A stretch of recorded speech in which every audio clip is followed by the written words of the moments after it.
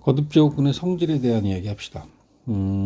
거듭제곱근의 어떤 계산들을 위해서 이제 거듭제곱근이라는 계산, 우리가 이제 중3 때도 루트라고 하는 걸 처음에 배운 다음에 그 제곱근을 가지고 뭐 이제 곱셈이나 나눗셈, 덧셈, 뺄셈 이런 것들까지 쭉 연결시켜 나가지 않았습니까? 그런 방법처럼 이제 우리가 몇 가지 성질들을 정하고 그 성질들을 가지고서는 우리가 계산을 해 나갈 텐데, 자, 거듭제곱근의 계산을 원활하게 하기 위해서 우리가 일단 범위를 좀 제한해요. 좀 자유롭게 하기 위한 제한은 A가 양수, B가 양수. 그러니까 이제 거듭제곱근 기호 안에 들어가는 값을 양수를 기준으로 이야기를 합시다. A가 양수고 B도 양수다. 이렇게 잡고 이제 거듭제곱근의 종류는 제곱근 이상, n이 2 이상일 때, 2 이상인 정수. 이렇게 잡아주고, 그리고 이걸 가지고서 계산을 해 나갈 겁니다. 그리고 거듭제곱근의 정의에 의해서 뭐 먼저 이것도 정할 수 있죠. n제곱근 a를 n제곱하면 n제곱근 a가 a의 n제곱근이니까 이놈을 다시 n제곱한다는 얘기는 a가 될 거예요. 뭐 b도 마찬가지죠. n제곱근 b에 전체에 n제곱을 하게 되면 얘는 b가 될 수밖에 없다라고 하는 건 당연하겠지. 그지? 여기 한쪽 구석에 있어. 한쪽 구석에. n제곱근 a의 n제곱은 a와 같다. n제곱근 b의 n제곱은 b와 같다. 뭐 a가 됐던 b가 됐던. 이런 것들을 알아두시고, 그리고 이제 또 하나 참고로 알아두셔야 되는 게, 이런 걸 얘기할 수 있어요. 우리가 지금 여기서는 양수로 딱 제한했지만 a를 실수라고 잡아주자. 실수 a를 기준으로 이야기를 하면, 실수 a는 일단 부호를 가지고 있지 않은 거니까 n제곱근 a를 표시하고자 할 때 n제곱근 a의 n제곱을 이야기할 때 요놈 같은 경우에 우리가 두 가지로 나눌 건데, n이 홀수면 a의 사실 부호와 상관없이 이때는 음수가 나와도 돼요. a가 음수여도 그냥 a가 되고, a가 양수여도 a가 되고, a가 0이면 0이 되면 됩니다. 근데 이제 n이 짝수일 때가 문제가 돼요. n이 짝수일 때. 짝수 거듭제곱근의 경우에는 여기 들어가는 a가 반드시 a의 n제곱이, 그러니까 짝수 제곱근은 요 안에 들어가는 값이 반드시 양수여야 되기 때문에 그 양수에 대한 결과물이 나와야 된다라는 것으로 이제 제한이 됩니다. 그래서 이때는 결과가 절대값 a, 그러니까 양수인 값이 나와야 돼. 무슨 얘기냐면, 뭐 앞에 페이지에서도 했지만 세제곱근 3의 세제곱은 3입니다. 세제곱근 마이너스 3의 세제곱은 이건 마이너스 3이 돼요. 왜냐하면 3의 세제곱이 27이고 27의 세제곱근 중 실수인 값은 3이 맞죠. 마이너스 3의 세제곱은 마이너스 27이야. 마이너스 27의 세제곱근 중 실수인 값은 마이너스 3인 거니까 세제곱근 마이너스 3의 세제곱은 마이너스 3인 거지. 그러니까 여기 다시 얘기하면 여기 나와 있는 게 홀수면 안에 들어있는 그 거듭제곱 밑에 있는 숫자 그대로 나오는 겁니다. 3이면 3, 마이너스 3, 마이너스 3. 근데 이게 짝수제곱근일 때가 문제가 돼요. 4제곱근, 3의 4제곱.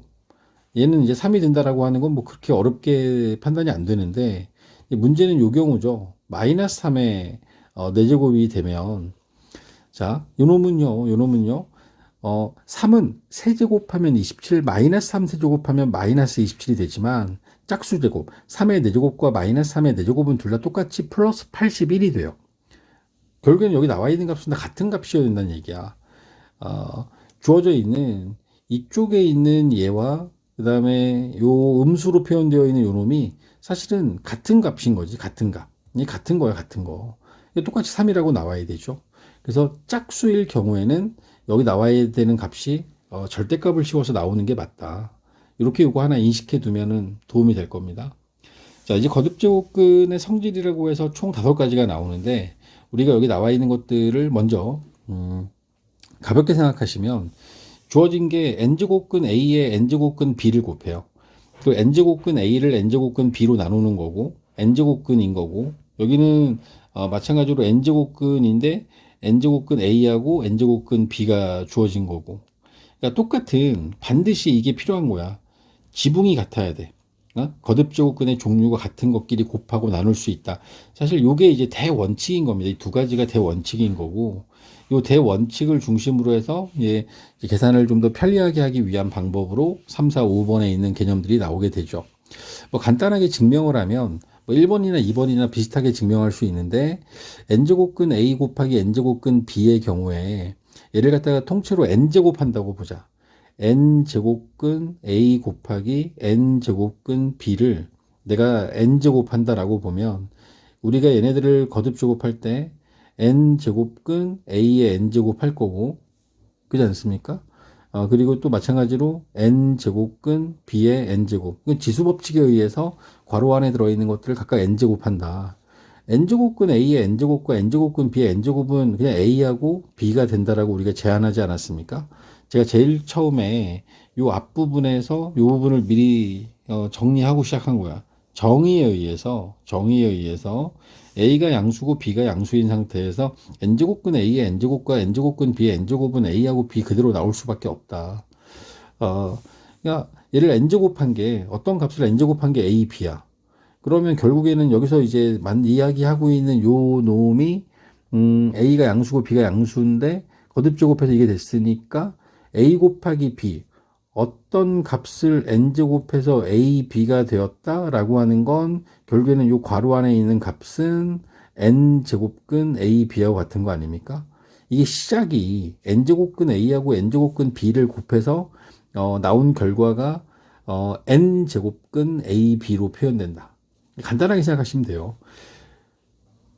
거듭제곱근의 종류가 같은 두 개의 수를 곱할 때는 거듭제곱근 근호 안에 들어있는 a와 b를 곱해주면 된다. 같이 씌워도 된다. 나눗셈도 똑같은 방법으로 증명이 가능합니다. n제곱근 a를 전체 통째 세 번째 거죠. n제곱근 a의 m제곱에서 바깥에 있는 m제곱은 이 거듭제곱근의 근호 안쪽으로 들어가도 된다. n제곱근 a의 m제곱이라고 하는 것에 대해서 우리가 이것도 똑같아요. n제곱근 a의 m제곱이라고 하는 걸 이 전체를 내가 n제곱 한다고 생각해봐. 그러면 뭐 가까이 있는 지수는 곱하는 거니까 n제곱근 a의 이 전체 m 곱하기 n제곱이 되지 않겠습니까? 그러니까 얘네들을 지수를 곱했잖아. 그럼 결국에는 얘네들을 내가 곱셈이니까 자리 바꿔도 상관없죠. n제곱근 a의 n제곱의 m제곱이라고 해도 무방한 거 아니야. 결국에는 여기 나와 있는 것은 na의 m제곱이 될 거고 그럼 이게 a의 m제곱이 됐어. 어떤 수를 n제곱해서 나온 결과가 이 나온 결과가 a의 m제곱이 된 거 아닙니까? a의 m제곱. a의 m제곱이 됐다는 얘기는 여기 괄호 안에 있는 값은 a의 m제곱의 n제곱근이라고 써도 되는 거 아니야. 그치?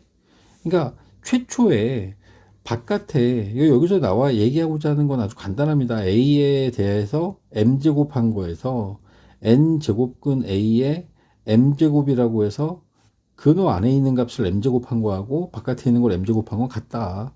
그러니까 이 지수 자리에 오는 것을 안으로 넣고 밖으로 빼는 거에 대해서 두려워하지 마라. 이런 의미를 가지고 있는 겁니다. m제곱근, n제곱근, 그러니까 m제곱근, n제곱근, 4번에 나오는 거죠. m과 n이 이렇게 되어 있을 때, 이게 이제 거듭제곱근이 거듭제곱근을 또 쓰고 있는 거니까, 얘네들을 가지고 이야기할 때도 마찬가지예요. 얘네들 전체를 갖다가 m제곱근, n제곱근 a에 대해서 이 전체를 mn제곱을 한다라고 하면, mn제곱에서 안에 있는 것들을 하나씩 처리하기 위해서 얘를 갖다가 m제곱근, n제곱근, a가 있는데 요놈을 m제곱을 먼저 하고 n제곱을 한다. 그러면은 결국에는 이게 m제곱근이 되면서 n제곱근 a가 나오고 얘를 갖다가 n제곱 하니까 얘는 최종적으로 a만 남지 않겠습니까? 그러니까 전체를 mn제곱해서 a라는 값이 나오니까 얘네들은 m하고 n이 곱해진 것에 대한 제곱근, mn제곱근이 되는 거지. 그지? 앞에 거듭제곱근의 종류를 나타내고 있는 m과 n이라고 하는 이 두 가지 값은 요 앞에 오는 두 가지 값은 곱해서 써도 된다. 곱하는 과정에서 m과 n을 곱하나 n과 m을 곱하나 같으니까 얘네들의 위치를 이렇게 바꿔 써도 된다라고 하는 게 네 번째 성질이 되죠. 다섯 번째 성질입니다. 다섯 번째 성질은 MP 제곱근 A의 MP 제곱근, NP 제곱근 A의 MP 제곱근, MP 제곱이라고 하는 이 값은 이 값들에 대해서 우리가 뭐 이제 편안하게 가시면 돼요. 전체를 뭐 n 제곱하고 뭐 이렇게 해서 접근을 해도 np 제곱근 a의 np 제곱 요거에 대해서 전체를 n제곱 한다라고 가정을 하면 n제곱 한다고 가정을 하면 얘를 n제곱 하게 되면은 주어진 거에서 n제곱 했으니까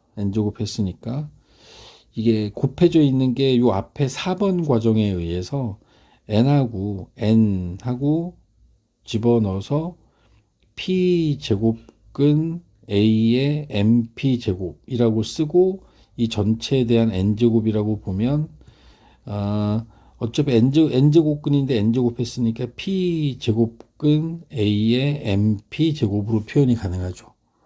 그죠?